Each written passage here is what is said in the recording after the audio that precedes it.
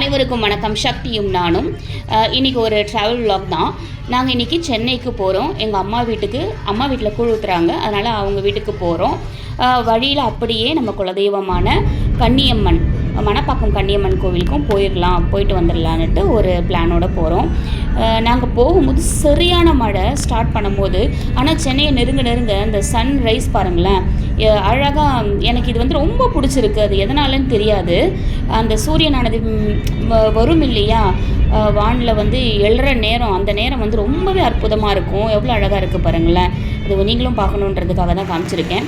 அப்படியே வழியில் மேல்மருவத்தூர் ஆதிபராசக்தி அம்மன் கோவில் உள்ளே போக முடியல, அதனால் வெளியே இருந்து அம்மன் நல்லாவே தெரிவாங்க வெளியிலேருந்து பார்த்தாலே. சரி உங்களுக்கும் காமிப்போமேன்னு அப்படியே அதையும் நான் எடுத்தேன். இந்த அம்மன் வந்து ரொம்ப சக்தி வாய்ந்த அம்மன். இந்த அம்மனுக்கு வேண்டி தான் நான் பிறந்தேன்னுட்டு அம்மா சொல்லுவாங்க. வீட்டுக்கு போயாச்சு. வீட்டுக்கு போனதும் என் பிள்ளையும் என் தம்பியோட பொண்ணும் ஐயோ தாங்க முடியல. என் தம்பி பொண்ணு அவ்வளோ ஒரு பாசமழை பொழிஞ்சிக்கிட்டே இருந்தா என் பையன் மேலே. பாப்பா நாங்கள் வந்து சின்ன வயசுலேருந்து என் பையனை பாப்பான்னு கூப்பிட்டே பழகினோம்.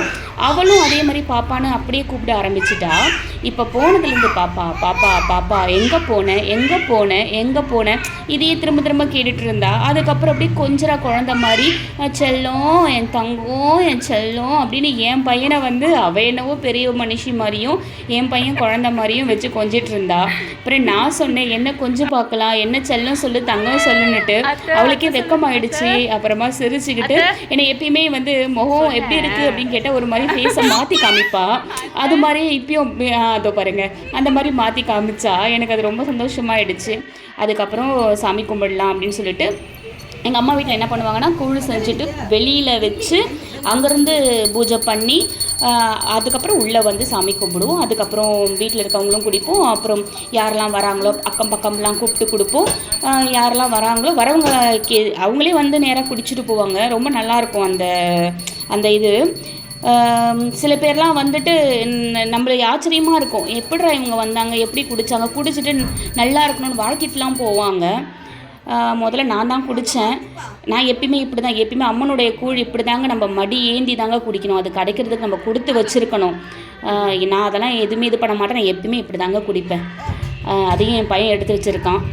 அதுக்கப்புறம் முடிச்சுட்டு சரி சாமியெல்லாம் கும்பிட்டுட்டு கும்பம் போட்டுட்டு நாங்கள் கிளம்பிட்டோங்க. கிளம்பும் போது பரவாயில்ல, வெயிலும் இல்லை மழையும் இல்லை. கிட்டத்தட்ட ஒரு ராகுகாலம் இல்லையா, 4:30. சரி அதுக்கு முன்னாடி கிளம்பிடணுமோன்ட்டு 4 மணிக்கெலாம் கிளம்பிட்டோம். கிளம்பி ட்ராவல் டைமில் தான் உங்களுக்கு காமிச்சிட்ருக்கேன்.